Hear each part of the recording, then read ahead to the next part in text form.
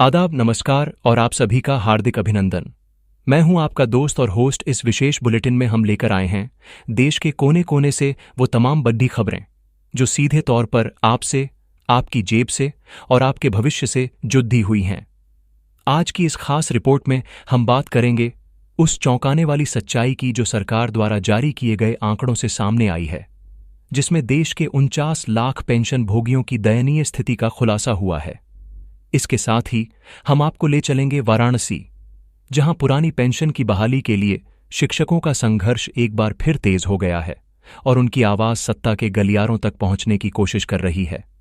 और अंत में हम आपके लिए लेकर आए हैं एक बड़ी खुशखबरी, एक ऐसा फैसला जिसने लाखों सरकारी कर्मचारियों और पेंशनरों के चेहरों पर त्योहारी सीजन से पहले ही मुस्कान ला दी है। तो बने रहिए हमारे साथ इस विस्तृत रिपोर्ट में, क्योंकि हर खबर आपके लिए जानना बेहद जरूरी है।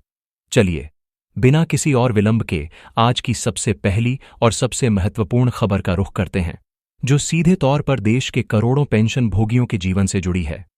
यह एक ऐसी खबर है जो आंकड़ों के आईने में उस हकीकत को बयां करती है जिसे अक्सर नजरअंदाज कर दिया जाता है।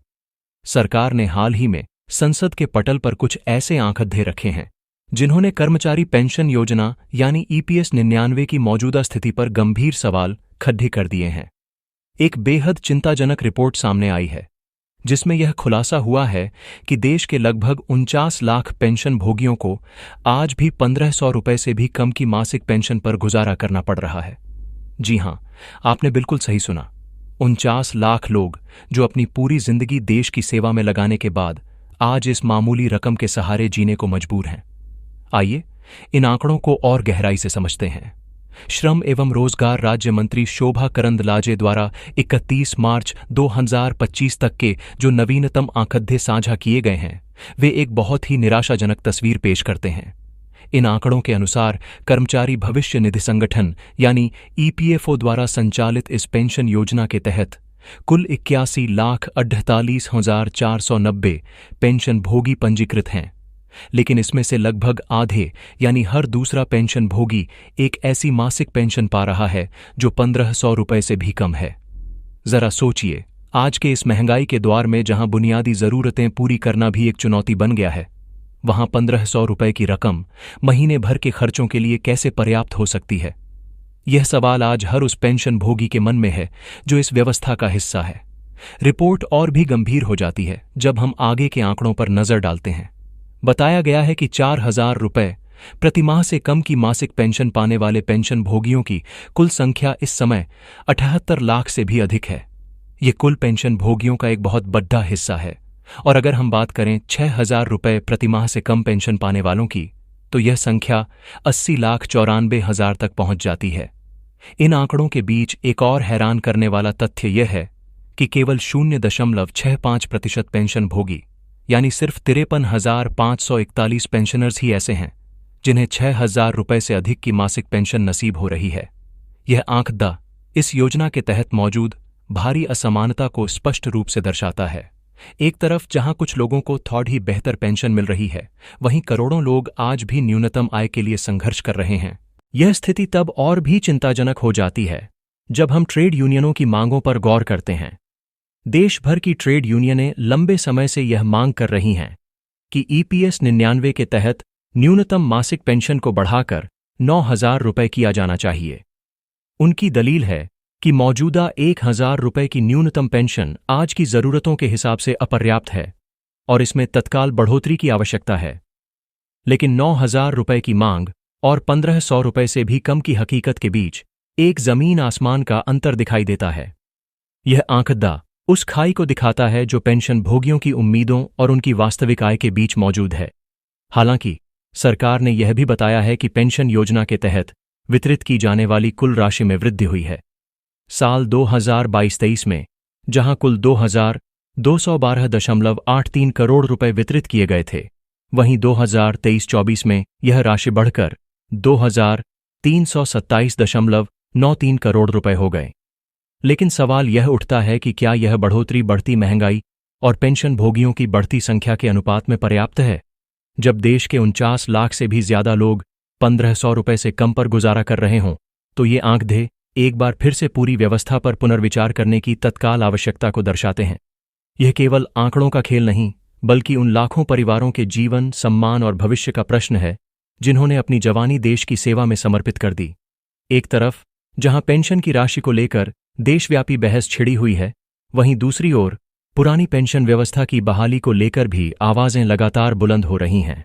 हमारी अगली विस्तृत खबर आपको ले चलती है उत्तर प्रदेश के आध्यात्मिक और राजनीतिक रूप से महत्वपूर्ण शहर वाराणसी, जहां शिक्षकों का गुस्सा और उनकी पीढ़ा एक बार फिर सड़कों पर देखने को मिली है। पुरानी पेंशन योजना यानी ओपीएस की बहाली की मांग को लेकर उत्तर प्रदेश माध्यमिक शिक्षा संघ के बैनर तले शिक्षकों ने जिला विद्यालय निरीक्षक कार्यालय पर एक विशाल धरना प्रदर्शन किया। इस धरने की अध्यक्षता संघ के जिला अध्यक्ष सफरुद्दीन ने की और इसमें शिक्षकों ने अपनी विभिन्न समस्याओं और मांगों को लेकर सरकार के प्रति अपनी नाराजगी जाहिर की। धरने को संबोधित करते हुए संगठन के वरिष्ठ उपाध्यक्ष और पूर्व एमएलसी श्री प्रमोद कुमार मिश्र ने सरकार की नीतियों पर बेहद तीखा प्रहार किया। उन्होंने कहा कि ऐसा प्रतीत होता है कि वर्तमान सरकार शिक्षकों की जायज मांगों के प्रति पूरी तरह से संवेदनशून्य हो चुकी है। उन्होंने याद दिलाया कि एक लंबे और कठिन संघर्ष के बाद शिक्षकों ने सेवा सुरक्षा के रूप में चयन बोर्ड अधिनियम की धारा 21 को प्राप्त किया था, लेकिन सरकार ने शिक्षा आयोग बनाकर इस व्यवस्था को ही समाप्त कर दिया, जिससे शिक्षकों की नौकरी पर हमेशा एक अनिश्चितता की तलवार लटकती रहती है। उन्होंने आगे कहा कि इसी प्रकार धारा 12 और धारा 18 को समाप्त करके सरकार ने अपनी संवेदनशून्यता का ही परिचय दिया है। सबसे बड़ा कटाक्ष उन्होंने राजनीतिक दलों के दोहरे चरित्र पर किया। उन्होंने कहा कि आज जो लोग सत्ता में हैं, वही लोग जब विपक्ष में थे तो पुरानी पेंशन बहाली की पुरजोर वकालत करते थे, लेकिन सत्ता में आते ही वे अपने ही वादों को भूल गए हैं। यह एक ऐसी पीड़ा है जो आज देश के लाखों कर्मचारी महसूस कर रहे हैं। शिक्षकों ने अपनी और भी कई समस्याओं को उजागर किया।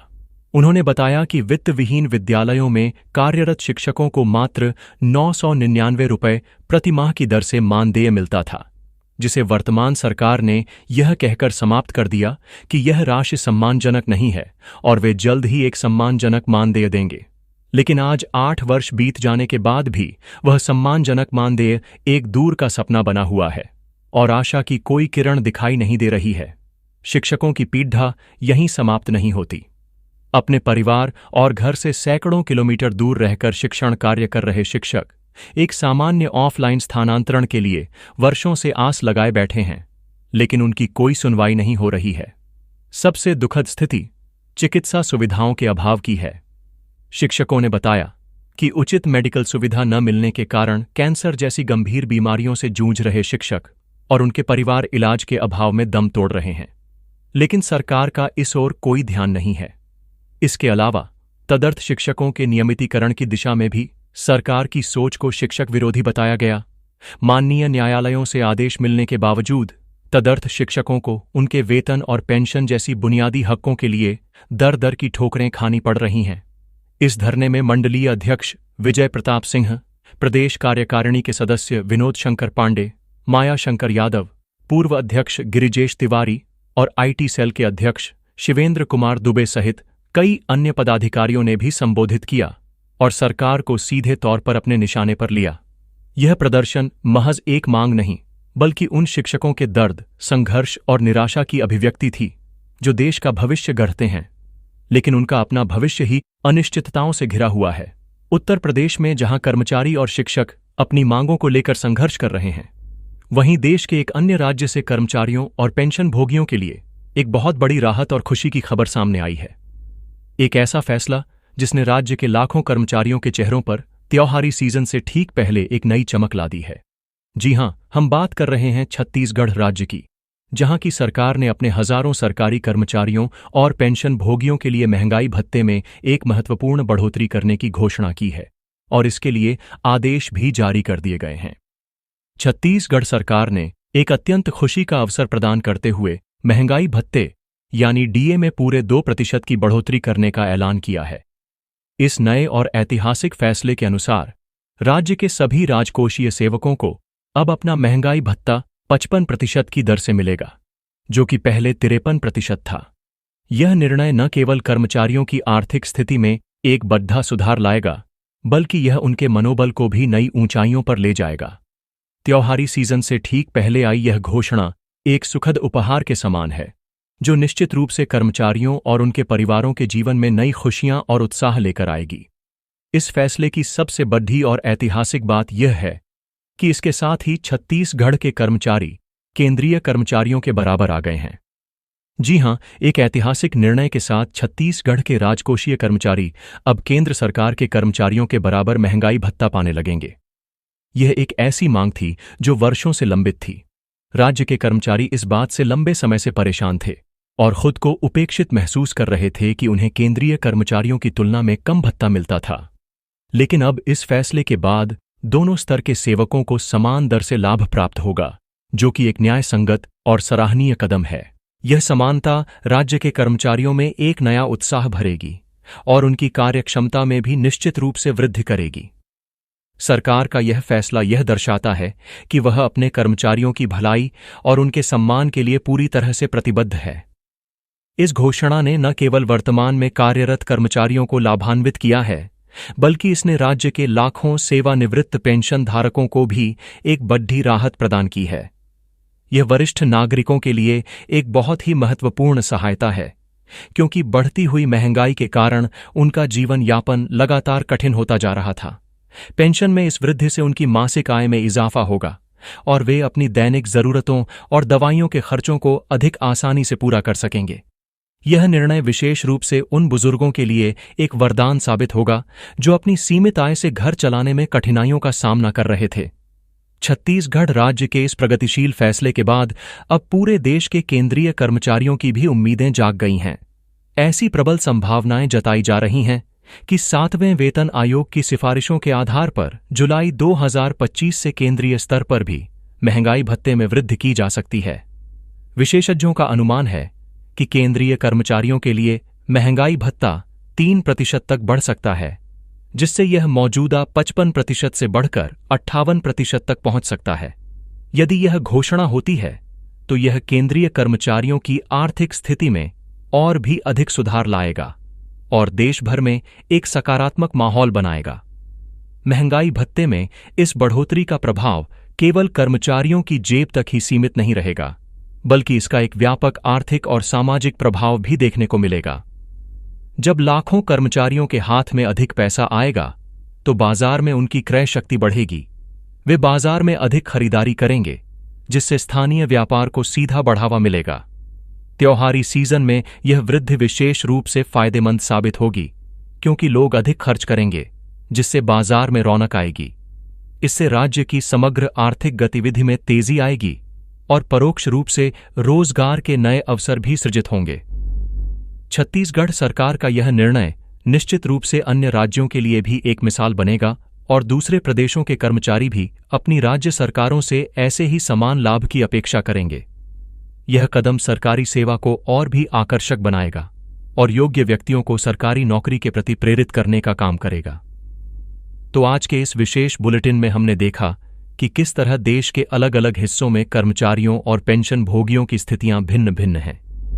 एक ओर जहां EPS 99 के तहत 49 लाख पेंशन भोगी 1500 रुपये से भी कम की मामूली पेंशन पर गुजारा करने को विवश हैं, वहीं दूसरी ओर वाराणसी में शिक्षक पुरानी पेंशन की अपनी दशकों पुरानी मांग के लिए सड़कों पर संघर्ष कर रहे हैं। और इन सब के बीच छत्तीसगढ़ से एक उम्मीद की किरण दिखाई दी है, जहां सरकार ने अपने कर्मचारियों को महंगाई भत्ते में बढ़ोतरी की सौगात देकर एक सकारात्मक उदाहरण पेश किया है। यह थी आज की कुछ बड़ी और महत्वपूर्ण खबरें। हर खबर पर हमारी नजर बनी रहेगी और हर अपडेट हम आप तक सबसे पहले पहुंचाते रहेंगे। देश और दुनिया की हर उस खबर के लिए जो आपसे जुड़। अगर आप हमारे चैनल पर नए हैं तो इसे सब्सक्राइब करना न भूलें और इस वीडियो को लाइक करने के साथ साथ अपने सभी साथियों के साथ जरूर साझा करें। अब हमें दीजिए इजाजत। आप सभी का दिन शुभ हो। नमस्कार।